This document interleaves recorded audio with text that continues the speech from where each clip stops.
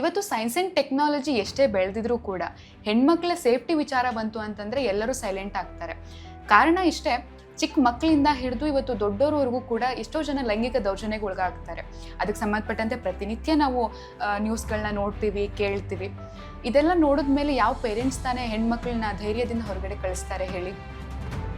ಎಲ್ಲ ಪೇರೆಂಟ್ಸ್ಗೂ ಕೂಡ ಭಯ ಆಗೇ ಆಗುತ್ತೆ. ಹೆಣ್ಮಕ್ಳು ಆಫೀಸಿಗೆ ಹೋಗಿರ್ತಾರೆ, ಕಾಲೇಜಿಗೆ ಹೋಗಿರ್ತಾರೆ, ಬರೋದು ಒಂದು 10 ನಿಮಿಷ ಲೇಟ್ ಆದರೂ ಕೂಡ ಯಾಕಿನ್ನೂ ಬಂದಿಲ್ಲ ಅಂತ ಒಂದು 10 ಸಲ ಫೋನ್ ಮಾಡಿರ್ತಾರೆ. ಕೆಲವು ರಾಜ್ಯಗಳಲ್ಲಿ ರಾತ್ರಿ ಇರಲಿ ಹಗಲು ಓಡಾಡೋದಕ್ಕೂ ಕೂಡ ಹೆಣ್ಮಕ್ಳು ಭಯ ಪಡುವಂಥ ಪರಿಸ್ಥಿತಿ ನಿರ್ಮಾಣ ಆಗಿದೆ. ಆ ವಿಚಾರದಲ್ಲಿ ಬೆಂಗಳೂರು ಗ್ರೇಟ್ ಅಂತಲೇ ಹೇಳ್ಬೋದು. ಹಾಗಂತ ನಾನು ಹೇಳ್ತಿಲ್ಲ. ಇತ್ತೀಚೆಗೆ ಒಂದು ವಿಡಿಯೋ ವೈರಲ್ ಆಗಿತ್ತು. ಆ ವಿಡಿಯೋವನ್ನು ನೋಡಿದ್ರೆ ನಮ್ಮ ಸುತ್ತಮುತ್ತ ಇಂಥವರು ಇದ್ದಾರಾ ಅನ್ನುವಂಥ ಪ್ರಶ್ನೆ ಮೂಡುತ್ತೆ. ಅಷ್ಟಕ್ಕೂ ಆ ವಿಡಿಯೋದಲ್ಲಿ ಏನಿದೆ ಅಂತಂದರೆ, ಮಹಿಳೆ ಸುಮಾರು 12 ಗಂಟೆ ಸುಮಾರಿಗೆ ಆಟೋವನ್ನು ಬುಕ್ ಮಾಡಿದ್ದಾರೆ. ರ್ಯಾಪಿಡೋದಲ್ಲಿ ಆಟೋ ಬಂದಿದೆ, ಒಳಗಡೆ ಹೋಗಿ ಕೂತ್ಕೊಂಡಿದ್ದಾರೆ.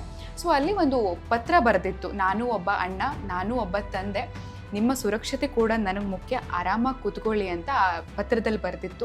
ಸೊ ಇದನ್ನು ನೋಡಿ ಮಹಿಳೆ ವಿಡಿಯೋ ಮಾಡಿ ಇನ್ಸ್ಟಾಗ್ರಾಮಿಗಲ್ಲಿ ಪೋಸ್ಟ್ ಮಾಡಿದರು. ಸೊ ಈಗ ಅದು ಭಾರಿ ವೈರಲ್ ಆಗ್ತಾ ಇದೆ. ನೆಚ್ಚಿಗರು ಅದನ್ನು ಪ್ರಶಂಸೆ ಮಾಡ್ತಾ ಇದ್ದಾರೆ. ಸೊ ಆ ಲೇಡಿನೇ ಹೇಳ್ಕೊಳ್ಳೋ ಹಾಗೆ, ನಾನು 12 ಗಂಟೆ ಸುಮಾರಿಗೆ ಆಟೋವನ್ನು ಬುಕ್ ಮಾಡಿದ್ದೆ, ಸ್ವಲ್ಪ ಭಯ ಆಗ್ತಾ ಇತ್ತು. ಆದರೆ ಈ ಪತ್ರವನ್ನು ನೋಡಿದ ಮೇಲೆ ನನಗೆ ಸ್ವಲ್ಪ ನಂಬಿಕೆ ಬಂತು, ಆರಾಮಾಗಿ ಹೋಗ್ಬೋದು ಅಂತ ಅನ್ನಿಸ್ತು.